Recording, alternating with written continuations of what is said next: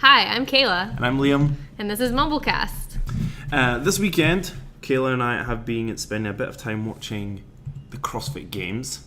So we thought it's an apt time to talk a little bit about it. So in that case, let's get ready to mumble! That gets better every time. It does. Okay, so Kayla, what sports did you do before CrossFit? In high school I played basketball for a year. And then college I ran a half marathon, but didn't really do anything strength-wise. Then after college, I joined Gold's Gym and did a little bit of like strength training with a personal trainer there, who kind of After college, after school? After college. Okay. Who kind of like got me. She like introduced CrossFit a little bit, but wasn't like didn't call it CrossFit. She showed me who Julie Fouché was, and like had me doing cleans and stuff. But so this was back 2012, 13? 14, okay. Yeah, right before we moved. Then we moved, and we did CrossFit for like a month and a half in the Netherlands, and then moved outside of the city, so it was far away. So we bought our own gym and did a little bit of CrossFit stuff there, but not really. Mm-hmm. Like, it was just our own makeup stuff. What about you? Up until the Gold's Gym personal trainer, would you consider yourself to be an athletic person? No. I ran. That was it. So you were relatively slim. Strength-wise, you were pretty much couldn't do anything. Twig. Okay. Yeah. Cool.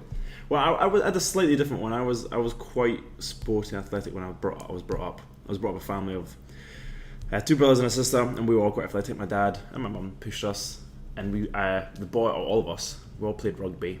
So that built a good basis of athleticism, and the fact that you run, you lift up weights essentially of people, and you've got to run about for 80 minutes. I think it's one of the best transfers into CrossFit from a team sport point of view. But I did that until I was about 24, 25 is when I found CrossFit, and the only reason I did CrossFit was because it was meant to supplement my rugby. I was in Aberdeen, Scotland, pre-season. We went to a local CrossFit Aberdeen. We did a couple of pre-season sessions, and I was like, I'm actually alright at this. This is quite good fun, So I went back and kept going back. I spent a year maybe going once or twice a week, and then I got injured, so I was off for 6 months or so, and then I went back, and then I sort of went full time, and I was there 4 or 5 times a week, and it's pretty much been that way for the last 4 years. It's ridiculous. Awesome. What did you know about CrossFit prior to you starting it? Was it big? Had you heard a lot about it, or not really? I'd seen like the games on TV a little bit, but honestly I'd heard the negative side of things more than anything, and I liked the whole like bro sesh side of things with lifting. So I liked going in and doing you wanted to get strong. Heavy deadlift, and that was it. Strong. Yeah, okay. And I remember my first class we did in the Netherlands. It was a deadlift workout, and my max at the time was 150, and I put 150 on the bar, and it was for a Metcon. Like, I was having to lift this more than once, but I still was like, I've lifted 150 before. I will put that on the bar, and I couldn't do it, and I got like, the coach was over there like trying to coach me through the whole thing, and I was so angry because he was telling me I was doing that wrong. He told me I was doing my cleans wrong, like trying to just help and like correct everything, but I was not accepting of that at the time. Funny. So I was like, I'm never doing this again. And had that box been about for a while? Did it seem like quite a kind of thing? It was a pretty good box. Yeah. And like, so that's interesting. Now I would have loved it, but I was not having it then. So my first one, we were in Aberdeen, and I would go to rugby, and then I'd go to the local sports gym, our equivalent of Gold's Gym. It was Council Gym actually, and one or two of my friends did CrossFit football, which is, we'll talk about maybe a bit later on. And they would go in the gym and do the CrossFit workout for the day, or the CrossFit football workout of the day, and then leave. And I was like, what? So they'd go in, do like 6 deadlifts at a high intensity, and then leave. And I was like, no, I'm going to go in and do deadlifts, I'm going to do squats, I'm going to do some bench, I'm going to do some running, probably do some rowing, might do some ab work, then I'll leave. And I was like, I'm not doing less work. It doesn't make any sense. How am I going to get fitter if I'm doing less work? And then it wasn't only about 6 months later, it's when we went to the actual CrossFit gym. The one in Aberdeen had just opened about 3 or 4 months before I got there, so it's still relatively fresh. The coaches who knew their stuff, knew a lot more than anybody else did, were still learning themselves, which was a nice kind of time to get in there, because we were all sort of building together. So they were coaching us and getting us better. I didn't know how to deadlift, squat right, and all that sort of stuff. I could do them, I just didn't know how to properly. But we were learning at the same time they were learning, so it wasn't an immediate sort of, you're doing everything wrong. It was like, that looks good, but I don't know, maybe in a week's time we'll find something else new to do. That's how I got started. So it kind of worked quite nicely as a building thing rather than just being thrown into it. But I started in 2012, I guess, so it's 2 years before yourself. Before that, I didn't know anything about CrossFit. Yeah. Nobody in Scotland did, or in Britain. I think at that time there was maybe 10 boxes. Oh, wow. Well, maybe about 5 boxes in Scotland, maybe near 20 in Britain. There was not many at all. And obviously it's massive now compared to them. Alright, so since then, it's been, it's 2017 now, so that's 5 years. Gosh, Christ, I've been doing literally CrossFit for about 5 years, because now it's almost 5 years to the day I did my first CrossFit session. We just hit our 1 year. Oh yeah? Yeah. Of a full time, of probably doing it at a gym. Okay, that's nice. So what do you, for CrossFit, there's a lot to be said about CrossFit. A lot of good things, a lot of bad things, a lot of questionable things. I've got my level 1, which is what CrossFit offers as a certification for you to be able to open a gym, and it provides you with the basics of what they believe CrossFit is. I believe, Kayla, you're looking to get yours, but you're not going to get it yet. So I have a lot of information that's CrossFit pushed, and you have what you've seen, what you know about, but maybe not exact word for word basis. But what do you have as what is CrossFit? Constantly varied functional movements performed at a high intensity. Yeah, so that's like the wee motto that they stick on t-shirts, and they've sort of pushed from the beginning. Constant varied functional movement execute at high intensity. Yes. Yeah, and that's one of many acronyms or wee sort of speeches that we say. And they say, what define fitness? What's fitness? And because that's not really fitness, that's just sort of the program. Yeah. But they say they believe they have the best program to increase your fitness, I guess, or they're the only places that define fitness. So therefore, what they do increases their definition or proves their definitions. Therefore, they can say they're the fittest on earth.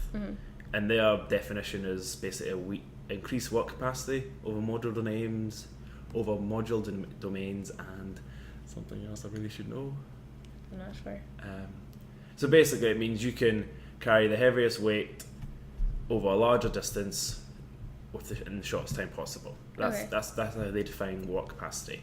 How much work can you complete and over module domains, and that is that kind of calculation. So they actually have a direct formula to determine it, and that's why they say you can be the fittest on earth, or the fittest, or how to get you fitter. So what is it? If you go in the gym every day in CrossFit, what do you do? What is the when you go down to your local box, what do you expect to see? Like on the board, on a whiteboard, to say this is what you're doing today. Some type of Metcon or AMRAP or some type of workout. Maybe a strength or a skill, some type of skill. Yeah. Mobility. Yeah, I guess that's about it. So I think when you start CrossFit, you get really excited. Well, I don't know about you, but I got really excited. You want to do everything at once. Yes. Now CrossFit, if you go to the CrossFit website where it all began, so let's go back to the history actually, that makes more sense. So it was started by a man called Greg Glassman. Now I think he sort of hints that he's been thinking about this and kind of working along these lines since 1974 or something. Yeah. It's ridiculous because I think that's for the 74 and the Reebok stuff. But he made it an official website in 2003, I think, and that's when the whole kind of people around the world following it started. But I think he was a personal trainer, and he wanted to not do just one-on-one anymore and improve. I actually have physical ways of showing people they've got fitter, rather than just being, you've lost a little bit of weight, or you can lift a little bit more. So I think him and his probably wife at the time started building the CrossFit theory, and then it became CrossFit 2003, and then that's sort of where it developed into these workouts of the day, the WODs, and then from there it's just escalated to crazy levels, maybe levels that are not really applicable to the real foundations of CrossFit. So part of the things I found about him, I really liked the way he described like his fitness in 100 words. Yeah, that's probably one of my favorite things that he's I'm gonna try and get this. You've got it written there. I think I do know it, but I don't know if I do not. Okay. Alright, so it starts off, it's eat meat, veg, nuts and seeds, some fruit, little starch. Some fruit, little starch, no sugar, levels to sustain fitness, but not body fat. Levels of body fat. Perform clean squats. No, wait, I missed a bit. Practice and train major lifts. Okay, practice, train major lifts, squats, cleans, deadlifts, clean and jerk, snatch. I missed one. Oh, presses, overhead presses, and then do the basics of gymnastics, pull-ups, handstands, pirouettes at one point. I'm sure he mentions. There's a lot of these. Holds. Oh, I don't know what else. Okay, we have to fill in the rest. Dips, rope climbs, push-ups, Sit-ups, flips, splits, presses, handstands or something. And then we have to run. I've got it on here actually now as well, so I'm cheating. Run, bike, row, etc. Hard and fast. 5 or 6 days a week. What's the next bit? Mix elements and as many combinations and patterns as creativity will allow. Routine is the enemy. Keep workouts short and intense. Regularly learn and play new sports. Was that 100? I probably missed that. I mean, more or less. So what do you like about that? I think it just encompasses everything. It's like, don't get good at one thing, which is just what I was doing before CrossFit. Like, I just wanted to increase my deadlift and squat. Like, bench press was, well, I will do it, but I'm not too concerned about that. It was just strength for me. And then... Why was it just strength, though? Because I think because I've been so into running. And then I was like, complete opposite. Yeah. But did you think that... But if your target is to get strong... say if my target is I'm thinking I want to get strong and big. Do you think CrossFit is the best way to go about that? If your goal is only to be the strongest person, probably not. You see, that's interesting because some people would say it is, but it can't be because you look at the guys in the CrossFit Games, they're strong, but they're not the strongest. No. So it totally depends what your goals are. You know, and you can say, oh, I want to be super fit. But again, because nobody defines fitness properly, or nobody defines fitness uniformly, it's not everyone agrees on it, you can't really say CrossFit's good for that either. Like, if you want to be the best Ironman athlete in the world, you're probably not going to do CrossFit because it's going to build too much muscle. Yeah. If you want to be the best... Well, but then some it does, because... Yeah, some of it really helps. Rugby, as I said, I think CrossFit is the perfect sport. Perfect strength and conditioning program to help with rugby, and American football probably to some degree. Maybe not some things like basketball where you want to be a little bit lighter perhaps to move around faster. But I've known even people like golfers and stuff to do CrossFit to help their CrossFit, to help their golf. I think things like rock climbing and things like that CrossFit would help too. Yeah, well, my old CrossFit gym has one of the junior champions of Europe in rock climbing, and he goes he's a slim guy, but he's super ace at the bodyweight stuff. Yeah.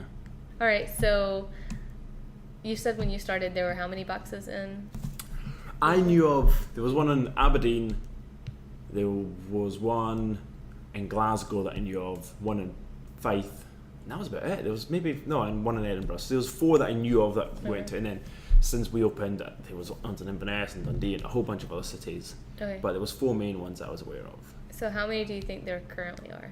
In Scotland? No, in the world. How many do I know in the world? I knew there was a lot in America when I started. I knew there was a lot around the world, but I knew only in Britain, those 4, and I knew of maybe like North Cal because of Kalipa, but I would assume there was maybe, I don't know, 1,000. You know, if you think it's 4 in Scotland, easily be 1,000 maybe around the world. Yeah. Now, I think it's something like 30,000 now. 13,222 listed on main site. I'm way off. That's just the ones listed. I think to be an official box, you have to be listed. Yeah. Okay, so 30,000 was the word, but even 13,000 is a hell of a lot. Yeah, that's like a significant growth in the past 5 years, 10 years. Well, they say statistically it's the fastest growing sport in the world. However, I'm sure I hear about a lot of things. Someone told me that, well, I'm sure I've heard UFC is the fastest growing sport, or mixed martial arts, the fastest growing sport. Alright, so when you went to your box, or we call them, so CrossFit has lots of different names and words and abbreviations, so we'll try and make sure we get them all, but if you miss one, I'm sorry, Google it, it'll be kind of clear now. But, so, you mentioned when you go to your gym, you look for maybe a strength. You mentioned a WOD or a Metcon, and then you said or a skill. So strength is pretty basic. That's some sort of heavy lift of some sort, and out of the 100 words we spoke about, it's pretty much one of them. And then a skill. What's a skill?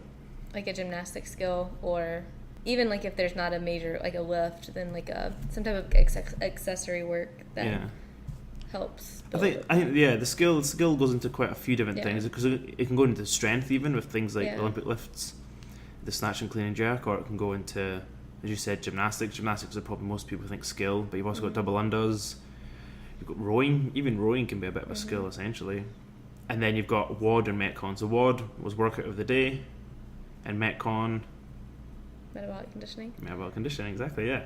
So metabolic conditioning would be anything, basically. I think it's something, they say it's between like 5 and 20 minutes would be metabolic conditioning, where you need to get your heart and your sort of body into the metabolic state. Yeah, basically you feel like you're dying for 5 to 20 minutes. And they do that as it said, in 100 words, and as many ways as creativity will allow. And so that's what you'll see in most gyms. Now, if you go to the CrossFit website, they will focus on one of those things. They'll focus on either a Metcon, a strength, or a skill, and that's all they'll do that day. Now, most gyms don't do that because business-wise, it doesn't make much sense. If you were to go in and all you did was 6 deadlifts and then leave, you probably can't build a business on that. You can definitely build a fitness regime, but not a business. So most places combine them. So they'll do a strength session, then a Metcon, or they'll do a skill, then a Metcon, like you're mentioning. Now, those can be varied any which way. You can have a Metcon that lasts 5 minutes and spend a lot of time on strength. You can do strength or a skill that lasts 10 minutes and then do a 20-minute Metcon. But it entirely varies. And you'll have Metcons that's strength and skill based, and then you'll have gymnastics body weight based, so they'll have weights and Metcon based, and then you'll have Metcon and skill. It can basically anything, right? They have different kinds too, like the girls and then the hero WODs. Yeah, so CrossFit has a sort of what they call benchmarks to sort of get the level of fitness. Yeah. Do you know why the girls are named after women? This is an interesting fact I found. So they have like the initial girls. Do you have the names of the initial girls? I don't have I have most of the girls. Okay, because the initial ones are something like, I know like Fran and Grace. I don't know if Isabel wasn't one of the initials. It probably was. Probably Helen and maybe Karen. What other ones have we got? Angie, Barbara, Chelsea, Diane, Elizabeth, Fran, Isabel, Jackie, Helen, Grace, Karen, Linda, and Mary. Okay. So these are all the these are some of the girl named bench marked walkouts, which typically either 2 movements or 3 movements, and they'll be set up in certain regimes. And these are workouts that people do they do them. They're all typically very tough and hard to complete, make you feel a bit zombied at the end, and then you repeat them a number of times throughout the year. Try and increase your times or increase the sort of loads and weights you've used to show that you've got fitter. But why were they all named after girls? Were they all Greg Glassman's ex-wives? No. Oh, I'm hoping not. That would maybe. Maybe. No. Because he said that women wreak havoc, and any kind of workout that left you like laying on your back dead should be named after a woman. Okay. Well, I'm very surprised that there hasn't been an uproar about that and they've not changed that. That seems a very sexist thing to put, but I guess that makes sense. And how many of those girls have you done? 1, 2, 3, 4, maybe like 6 or 7. Yeah, I don't think I've ever done Barbara. Never done Barbara. I don't even know what Barbara is, to be honest. Me either. I don't think I've done Jackie. I think I've done every other one. Really? Mary, Helen, Grace, Karen, Linda, yeah. I don't know if I've done Elizabeth. Fran, Isabel, Jackie, yep. Angie, can't quite remember. Chelsea and Diane. Yep, done all them. I read a meme one time about how it's very, like, in no other place would you be like, oh yeah, I've done Fran. Brag about it. Yeah. How quickly did you do Fran? Exactly. Exactly. Yeah. Oh, I did Grace in 3 minutes. Yeah. There's a lot of that with the CrossFit. A lot of innuendos. Yeah. Okay, let's quickly run through what you saw, through what you got out of CrossFit, and what you expect to see, what other people would expect to see, and then we can talk a little bit more of the tropes of CrossFit, Okay. and then the games a little bit as well. Okay. So what have you got out of it, and what would you expect someone else to get out? So we started about a year ago, and We being yourself me and Drake, Drake. Yep. and the first WOD kicked my ass. I thought I was dying. Do you remember what it was? No, it was some rowing wall ball workout. Okay. There was rowing there with wall balls. That's all I really remember. Yeah. We had just moved to Texas from the Netherlands, so it was like 9 million degrees. Mm-hmm. And we went at like 4:30 in the afternoon, and it felt like I was working out on the sun. And I finished, and I felt like I was going to pass out, and could not wait to come back the next day.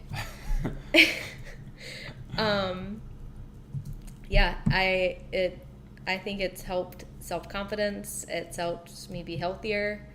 I like the competition side of things. I love that. Mm-hmm.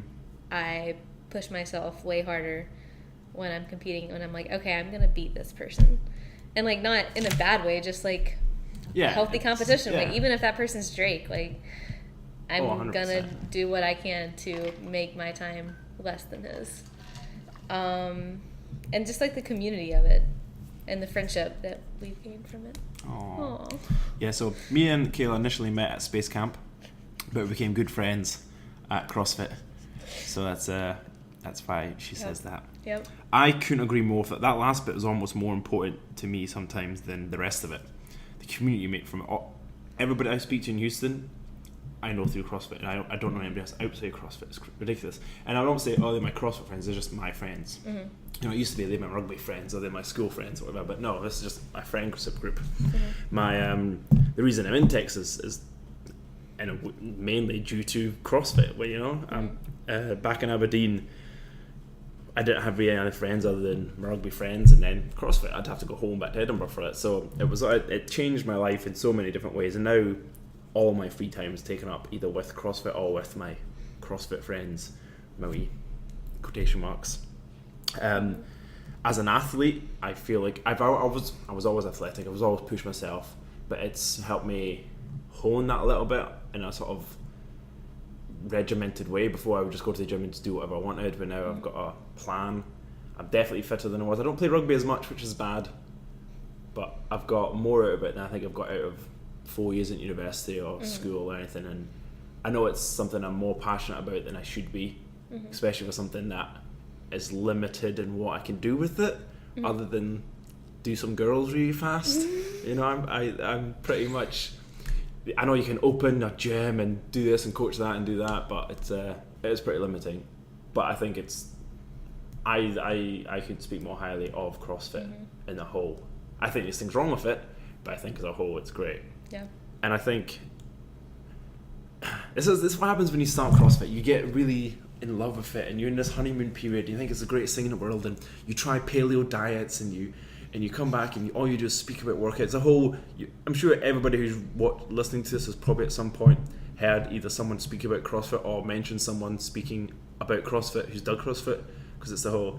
You know, the first thing about CrossFit is always talk about CrossFit, which is kind of true because that's what we're doing right now. But when I started, I would come home, and my brother, who kind of did it but didn't really, so he sort of knew what I was talking about, I'd come home and I'd just speak to him about 20 minutes. Oh, so the gym, I did this today, and I deadlifted this, and then we did this Metcon, and Cameron was like this, and then Rob was like this, and I was like this, and I was like, I was just like a wee kid in a candy store. It was ridiculous.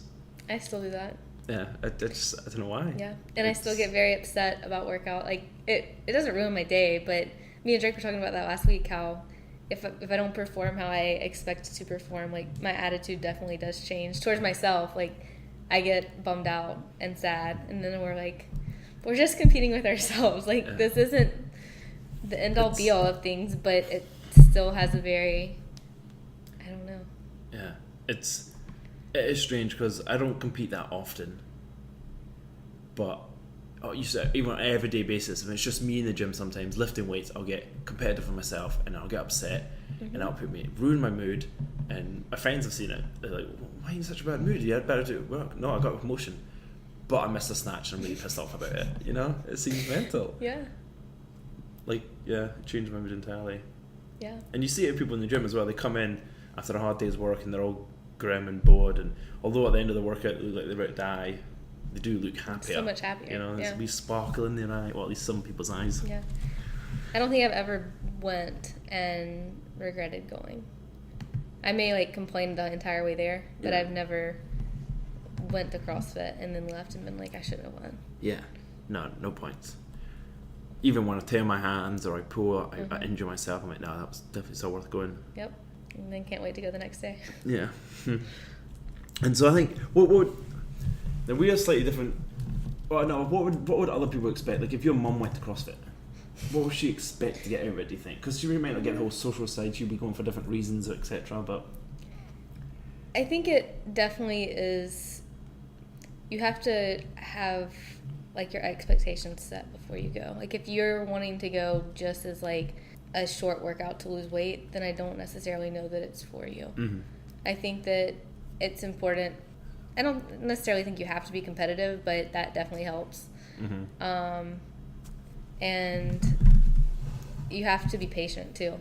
Like I still get frustrated with myself. Yeah. But like my sister went to CrossFit and our views of it are a little different. Like she didn't have the experience I had. Oh, you mean when she came to the one here? No. Oh, she was. She went, my middle sister, in New Orleans, and I mean she does a boot camp class now and loves it, but like that's more her speed. Yeah. And whereas CrossFit's more my speed. And I think it's just like the competitive nature and just goals are different. Yeah, I think people obviously do it for different reasons, and I think if you're looking for the quick fix, it's not right. And if you're looking, patience was a great word for it. And I think don't often think patience with CrossFit, but if you want to actually get better and actually re-mold your body, because essentially what we do from birth is changing our bodies into ways that works best for us. Mm-hmm. And we forget how to squat, we forget how to move right, we forget how to use our muscles correctly, and therefore if you join at the age of 40, you've almost fully sculptured yourself. It's hard to get out of that, so you have to have patience to move back into it. We've got a lot of people at our gym now who have spent a good amount of years doing stuff wrong and slowly getting back into it. Even the fit people, you know, you'd be surprised how many people have done Ironmans that come in who can't squat, and you're like, how can't you go pick up a, you know, it seems crazy, but it's they just forget these fundamental movements that help us sort of live better lives for the rest of our lives. Mm-hmm. But I know if my mum started, she's a very able person.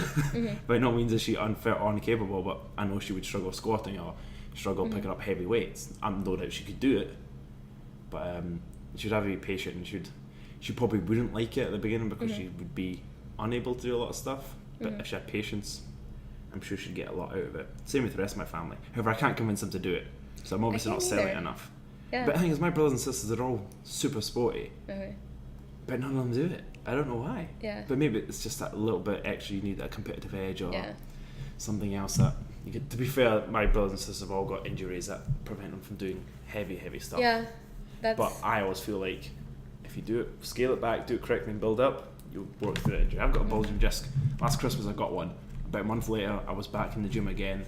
The doctor told me I shouldn't squat heavy for another year or so, and I was back in squatting heavy. Now I don't know if that's me being an idiot or if it's my form or my CrossFit or whatever, but I've not felt it again since. Yeah. And that could just be me being lucky, touch wood. That doesn't happen, but I put that down to CrossFit more than anything else, you know? No, I agree. Yeah. I've tried to talk my family into it. My youngest sister wants to join. Yeah. But like my mom was like, I have a neck injury, I can't do it. And I'm like, yes, you can. There's things you probably shouldn't do. Like, I don't think you should maybe like go down on your head full speed in a handstand push-up, but there's other things. Yeah, exactly. The whole point, so we didn't mention this already, but everything we do is scalable, you know, so instead of pressing or lifting 200 pounds, you'll lift a lighter weight, or you'll do it from a slightly different angle or distance to make it easier, so everyone can do it to some extent anyway. Yeah.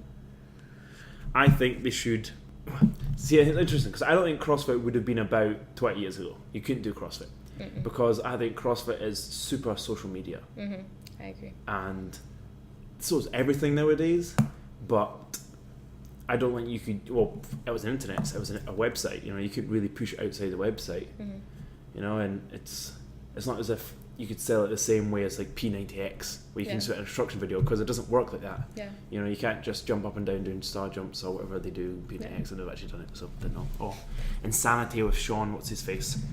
You need a coach, you know, and I think that makes CrossFit gets a bad name because all you need is a level 1, which is a 2-day course essentially, and a quiz at the end.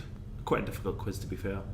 And then you've got a you don't have a certification. You do have a certification saying you're a trainer and you can open a gym, train people CrossFit, which, depending on how good a trainer you are and how caring, I guess, or how much time and effort you put in, you can let people do really bad form and hurt themselves, or you could be really into it and make sure people lift well and get them to really, you know, elite athletes. But I think that's where it can sometimes get a bad name too.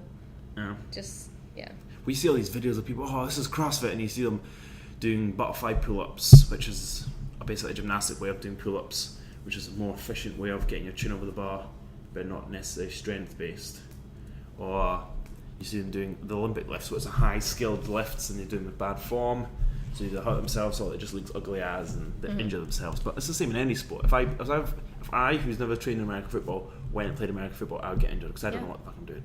It's the same in basketball, it's the same in hurdles, it's the same in everything. If you don't get trained right, you don't do it right, and therefore you get injured. You know, it's more people get injured running every day than they do playing CrossFit. No, I know that statistically there's more people running, but how many people have bad running form? I would bet you about 80% of the people out there running have bad running form. And they have bad knees because they've run badly, blah, blah, blah. At least CrossFit, to some degree, try and helps that. CrossFit has its pose certification to help with the running. So they're trying to educate people. But there are some things that CrossFit does that is bad. And it is hard to keep trainers coaching people right. Like, they've gone a little bit off track, I think. The whole thing is, you know, make people functionally fit for life and all that sort of stuff, but they have all these courses which cost a lot of money to do. I've got some of them up here actually. So how many courses do you think they have that aren't just like the certifications? So this is outside of like the level 1, 2, and 3? Yep. Like 20? We've got 22. Okay. Right, and these are just movement courses. These aren't even all the courses they offer. So we've got adaptive training. So I believe that's for people with various physical limitations. They've got advanced gymnastics, they've got gymnastics, advanced gymnastics, aerobic capacity training, they've got coaches development, they've got competitors, conjugate methods, which is a various type of weightlifting barbell stuff from Westside Barbell. They've got dumbbell workshop, gymnastics, I've said that, flexibility workshop, kettlebell workshop, kid workshop, law enforcement application workshop, a masters, so older running age group, running, rowing on an erg, so indoor rowing. Then they've got rowing on the water and erg. Then they've got spear, which is, I believe, self-defense. Sports-specific striking, strongman, weightlifting, advanced weightlifting. And that's only some, because I've seen they've got like food prep courses and a whole bunch of other stuff. I'm sure, probably more still to come. And you're like, I understand why you're doing that, but it seems like a lot. You know, just push the basics more. You know, people don't need to learn how to row an erg that well, really. You know? I don't think that's where people are getting injured. Yeah, so and these are all costs. The cost will vary between $300 to $1,000 a piece. And is it how much can you learn rowing?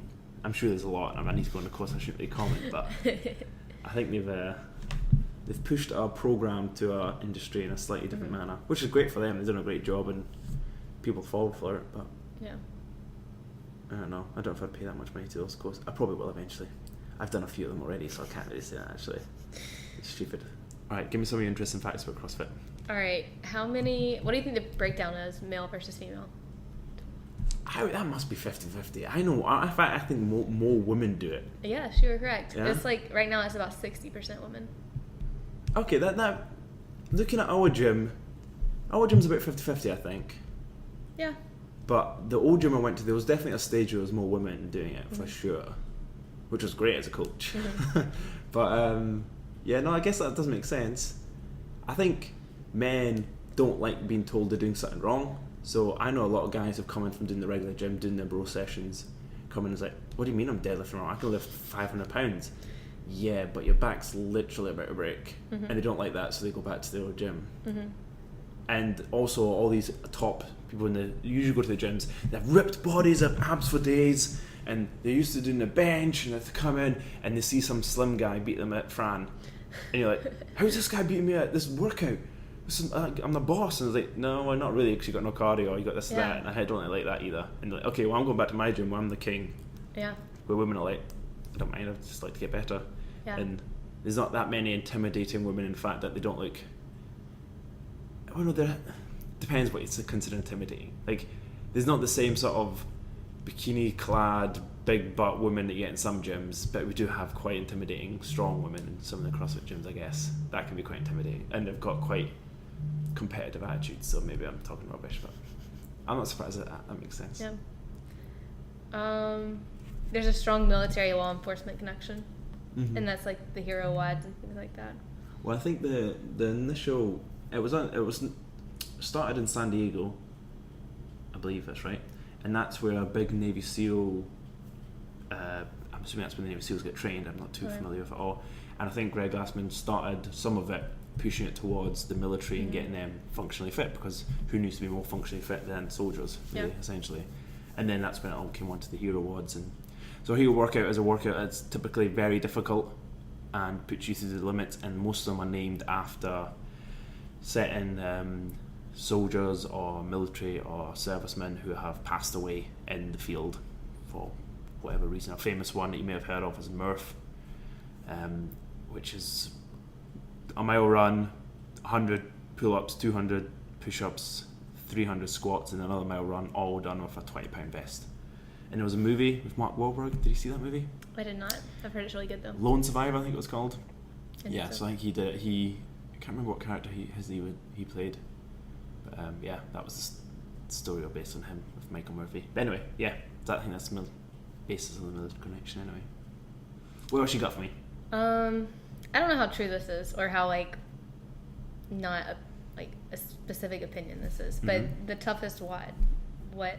Oh, that totally depends on who you are. I know, but when you Google toughest WOD, this one comes up multiple times. What would I say my toughest WOD? You know what? The toughest WOD I ever, the one that I can remember having to really grit hard out for, is just a workout my old coach Rob Lawson made. I can't remember what it was. And it was something very simple. It was like a 40-minute EMOM, so that's every minute on the minute you form a movement. And it had muscle ups and handstand push-ups, box jumps, and I think a row as well. And I remember having to really grit myself out for that one. But nobody knows that one. Rob did it one day and it was good, but that's all I remember. Wait, what's the actual one they say? Kalsu. Oh, I don't know that one. It's 100 thrusters for time at 135, and every minute you do 5 burpees. Okay, that could go on for a long time. See, okay, 135. So that's 60 kilograms. No, it's not. Yeah, it's 60 kilograms if you're in the UK or anywhere else in the world, but the US. So that would consider a heavy thruster or a medium weight thruster. Every minute you did 5 burpees. Wow, you'd be doing that for forever. You in the first minute you'd maybe get, I don't know, you could maybe, if you're really good, get 20 out if you're really solid, and then it'd be down to about 10 and then down to 5. So it'd take you like an hour. We should try it. Oh my god. We should try it. Now you've mentioned it, we've got to try it. Okay, let's do it. Alright, listeners, if any of you tried Kalsu, is it Kalsu? Yeah. Is that a hero workout? I don't know if it's it must be a hero workout at Kalsu. If any of you tried it, send us a wee tweet or Instagram at the MumbleCast. It is a hero workout. Let us know your times if you even managed to get it done. I'd be pretty impressed. Pretty interested to see. Might give it a go in the coming weeks. Ugh. Yeah, this one looks hard. Kalsu, named after Robert James Bob Kalsu, who passed away in July 21st, 1970. Oh wow, he's an old guy. Let's look up what the fastest Kalsu time is. What do you think it is? I think someone could do that in maybe 40 minutes. I mean, how many would that be a minute? Oh, that's a lot. That's 100. No, that'd be that's only 3 a minute, right? Yeah. Oh no, okay, so maybe 35 minutes then? No, 30 minutes? I don't know how to find the fastest Kalsu time. 35 minutes should be definitely manageable, right? Am I being way off? Yeah, a bunch of times there, is it? That can't be right. Someone said they did it in 18 minutes. Maybe we were way off. Oh, yeah, okay. Okay, so someone did it in 13 minutes with 75 pounds. Anyone did it with 135? No. Okay. Okay, we don't know. We'll do it and we'll let you know next time. Maybe we'll do it. Maybe. I guess that would be a tough one. I don't think it would be a toughness one. I think there's other ones that can be tougher. Because that's just one movement of some cardio. Yeah. I don't know. We shall see, I guess. Alright. We've got to get it moving because it's getting to time when we've actually got to go to the gym. So quickly, the CrossFit Games. What's the CrossFit Games? The games. That's how you determine the fittest person on earth. Fittest man and woman and teams. Yeah, that sounds about right. So CrossFit Games started in 2007? Was it? I think it was 2007. And it started at Dave Castro's rants. Now, who's Dave Castro? Should we talk about much about Dave Castro? Dave Castro is a lovely gentleman who the CrossFit community truly believes is a marvellous man and not a complete prick. It's a very great description. I love it. He is very much a character who's splits the CrossFit community, but I don't know what his actual title is. Like, director of the CrossFit Games, something like that, probably? I'm not really sure. I'm not even sure either. But he's basically the guy he's the face of the CrossFit Games and he comes out with all the workouts, etc. But yeah, started back in 2007 down at his ranch, I believe in Santa Cruz. Was it Santa Cruz? No, it wasn't in Santa Cruz. I don't know where his ranch is. But anyway, somewhere in California. Mm-hmm. And the winners were James Fitzgerald and Gentry. I have no idea. I had no idea what CrossFit was. Something Gentry. Yeah, neither did I. 2007, I was still in school. And then 2008, everyone knows Jason Gold. Most people know Jason Kalipa. He won it in 2008. He was an outsider. No one quite knew. I think he won it. They weren't even had the cameras on him at the time. He sort of came from nowhere. And then Katie Mata, she won the women's. Katie Mata, Gentry was still in it a little bit. I've not heard of Fitzgerald since. Neither Mata. Now 2009 was a good year for Europe. Mikko Salo won it. He was European. And then Tanya Wagner, who still does a lot of the commentary and stuff. She might have actually been competing in the games. I think she might have been competing in the games ever since. Just like in the Masters now. Mm-hmm. And then 2010 was Graham Holmberg, and Christine Kleber. And then 2011 is when it became really big. I don't know if that's the first or second year they moved to the stadiums, but that's when, I think it's second year when they moved to the stadiums, and that's when Mr. Rich Froning Jr. won it for the first time, and Annie Sordar. Right. And then for the next 4 years, Rich Froning won it every time. Annie won it for the next year, 2012, and then Sam Briggs won it, the first Brit to win it. And then Camille LeBlanc Blazonet won it in Rich's last year in 2014. And then it was Ben Smith, Katrin Tanya, David's daughter, and then Matt Fraser, Katrin Tanya's David's daughter. And as of now, in the lead, we have... Well, with Matt Fraser, because he was winning by about 200 points last night. And Tia Claire Toomey, the first Australian to be at the top of the leaderboard. Now, I think second in the leaderboard is actually Cara Webb, another Australian, which is really interesting. So this is something we should pick up. The American women haven't won it since Christian Kleber in 2010. And since then it's been Europeans, primarily Icelandics, and then one Brit and one Canadian. And now it looks like it's going to be an Australian, followed by another Australian, then followed by 3 Icelandics, then followed by an American, and then another Norwegian, then a New Zealander, then a Brit, and then another Australian, I think, Cara Pierce. I'm not sure if she's American or not. So that's quite a lot of. But on the male side, it was Froning, Ben Smith, Matt Fraser, all American, and then now we've got a Canadian up there, we've got an Australian up there, we've got Björn Carl Gudmundsson, which is my favourite European. He's sitting 5th. We've got American. So a little bit of a mix there. So it's quite interesting that the women from Iceland or Europe or Australia, I'm not quite sure why that is. Yeah, I don't really. know. I think they get pushed into maybe more physical sports a bit younger. I don't know if women stay away from it in America. I don't know. I had a theory with the Icelandics due to things like gymnastics and stuff that they were kind of pushed into when they're younger, but it's probably more genetics. I don't know. If you look at all the Icelandics, they're strong women. Yes. But that's the CrossFit Games, and essentially they'll go through 3, 4, maybe even 5 days. What's it? Thursday, Friday, Saturday, Sunday? Yes. 4 days of workouts where they'll do maybe 3 to 4 a day. Points will get rated up between them and 40 other people, and then they declare a winner. And that's come from, we could get into the regions. There's like 12 different regions which go into super regions for the regionals, and then they get split into the top 5 or top 3 depending on which region it is, goes into the games, etc, etc. And that comes from the Open, which is probably one of the world's biggest, there must be the biggest fitness competition, I guess, where there's like 300,000 people participate in Open, which everyone puts in 5 workouts over 5 weeks. Everyone puts in a score, and then the top in each region goes to the regionals. And anybody can do this. Yeah, you, me, as long as they pay $14 or whatever it is. I think it was $20 this year. $20. What's $20 times 300,000? How much money do they make from the Open alone? A lot. Literally, all I had to do in Open was put up a workout every week. We're doing 6 quite million. 6 million just from you. So all you CrossFitters who think CrossFit make too much money and are complete idiots, you've just given them $6 million just from joining Open. Yep. Worth it? You tell me. And it's expanded now. They've got individuals, which is from 18 to 35, men and women. They have teams, which is unlimited age.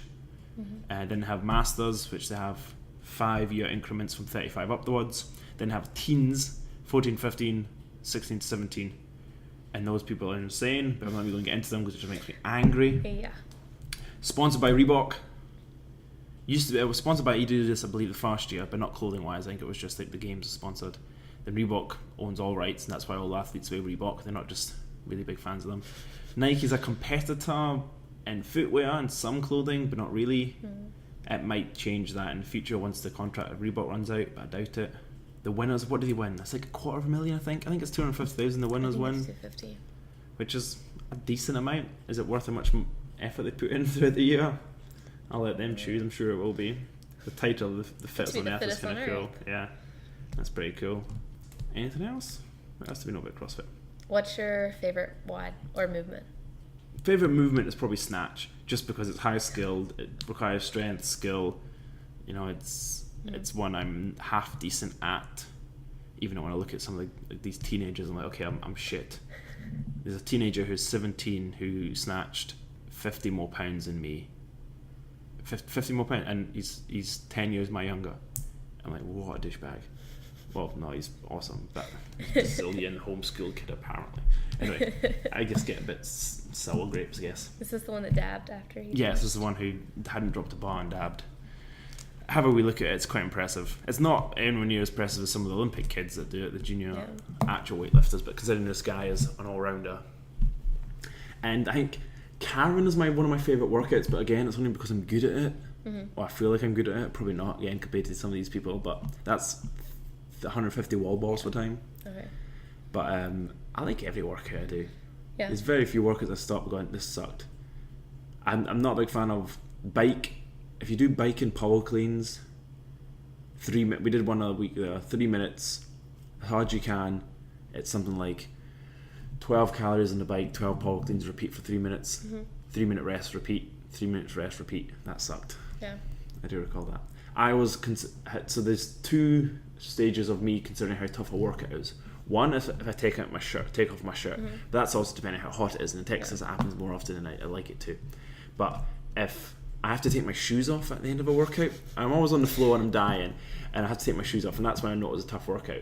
Okay. And if I have to get someone else to take my shoes off, then it's even worse. So during the Open, there was 2 of the workouts when I just lay there, I was like, take off my shoes for me! And I don't know why I needed my trainers taken off, and that's when I knew they were pretty tough. So yeah, but I think it's often more how much effort you put in is how tough it is. Yeah. So the Open's when you put in all the effort in. Yeah. How about you? What's your favourite? I don't know if I have a favorite workout, but movement-wise, least favorite would be bike. I despise it. Favorite? Quite like the bike.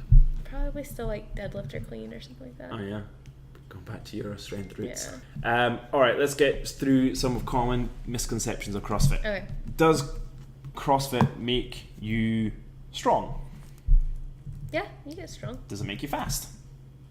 It depends on how much work for each of these. It depends on how much work you put in.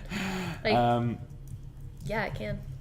Does CrossFit make girls look big and bulky like men? No, not at all. Can it? I mean, are you taking steroids also? Because I've been trying to gain weight and bulk for like a year. I think it's the same as almost everything. It can make you big and bulky, but it won't. It's like eating McDonald's. Is it going to make you fat? No. But if you put real effort into eating McDonald's, it'll make you fat. Same with CrossFit. You look at the CrossFit girls on the games, some of them are big and bulky, some of them look great, and some of them look petite, and you're like, how the hell can you do that? That's impressive. If you do CrossFit, does that mean you shouldn't do anything else? Should you be all about CrossFit? No. No, I think although I do a lot of time in CrossFit and very little else, I don't think it should be all and end all, especially if not for everybody.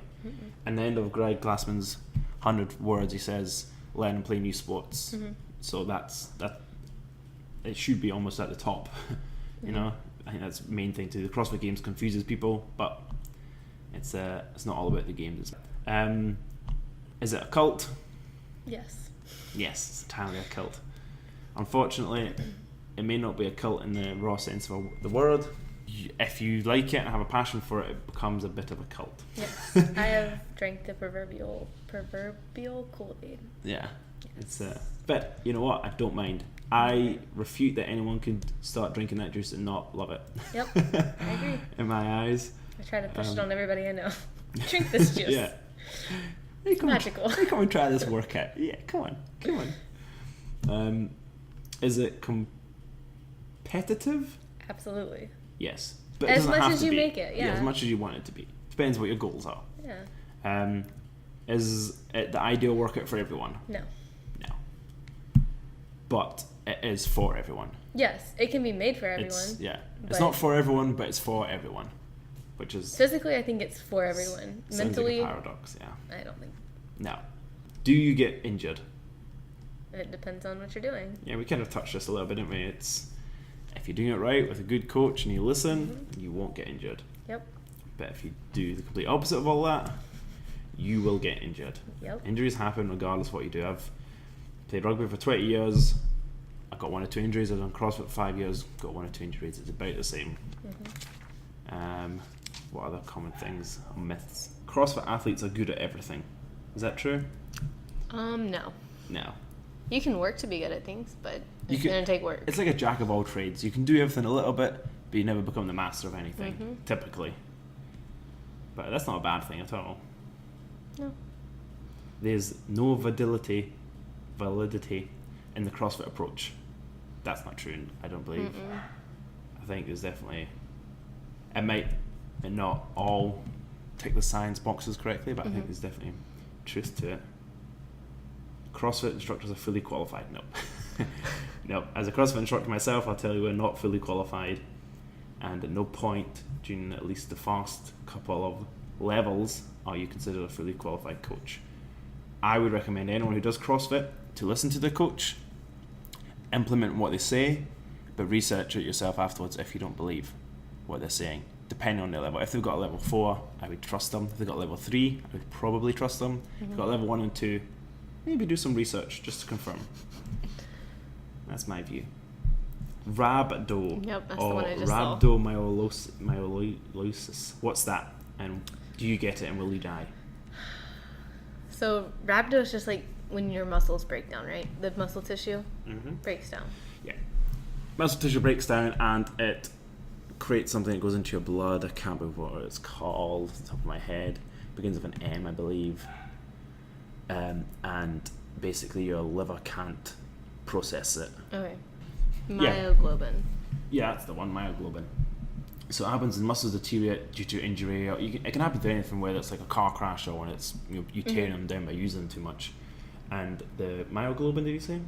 Yeah, it goes into the blood and the liver, it affects the liver and it can't process things and it creates a whole bunch of complications. And now it does happen in CrossFit, but more people get it in the London Marathon every year than have it in CrossFit. Yeah.